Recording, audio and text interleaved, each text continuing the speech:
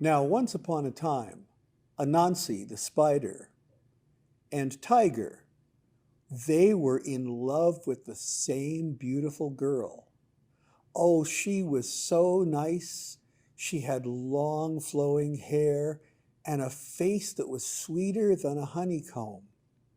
But, well, Tiger was big and strong, and Anansi was, well, he was a spider.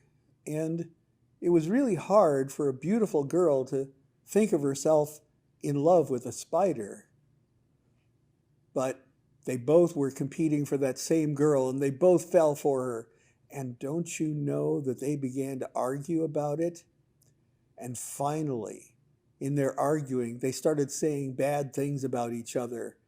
And one of those bad things, a rumor came around that Anansi was saying that Tiger was his riding horse, and that he could make Tiger do anything he wanted. And ooh, when Tiger heard that, he was mad.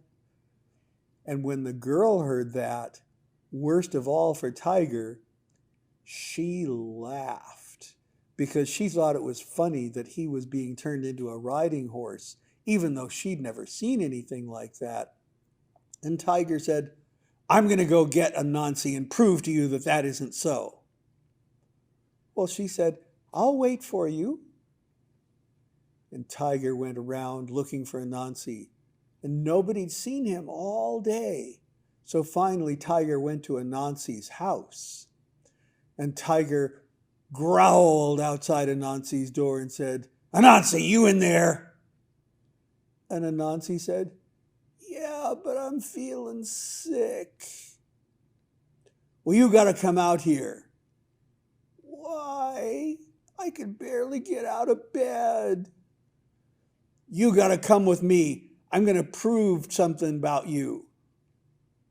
"Well, I'll try." And from behind the door, Tiger slowly heard Anansi crossing the room and opening the door.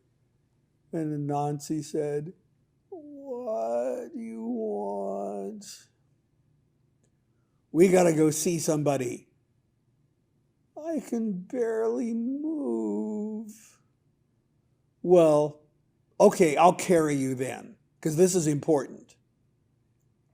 "Okay. It's warm out there. I'll bet there are flies buzzing around out there. I'm going to go get my fly swatter." "Huh, all right, go get it." And Anansi slowly walked back into his house and slowly came back out with his fly swatter. And he looked up at Tiger and said, "Am I supposed to ride up there on your back?" "Yes, you're going to ride on my back. That way I can carry you to where we're going." "Let me get a blanket to sit on then, okay?" "What? You think I'm too rough for you?" "I just am not feeling well and I need something soft to sit on." "Oh, all right."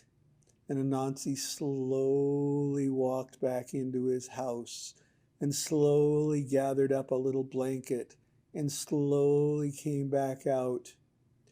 "Now, if you lie down and stretch out so I can put the blanket on you, then I can climb up and ride on your back that way."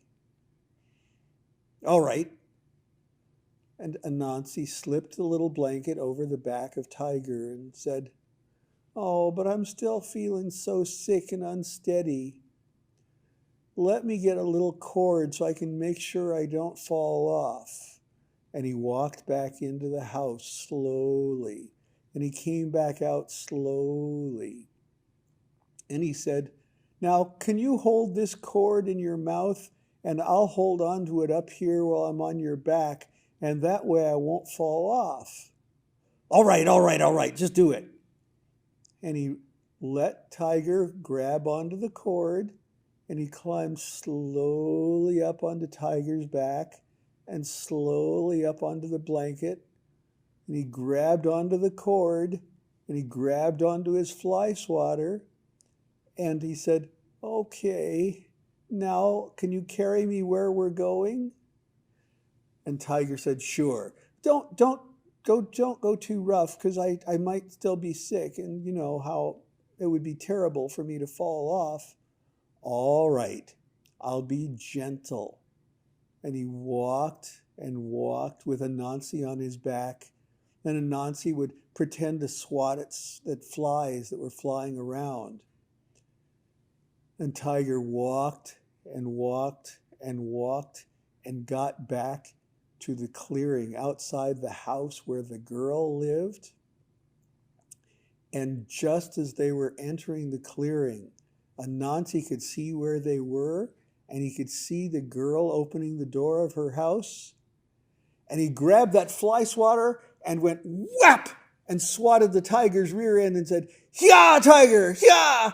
And Tiger jumped into the clearing, and Tiger roared with that cord still in his mouth. And Anansi said, see, I'm riding him. He's my riding horse, just like I said.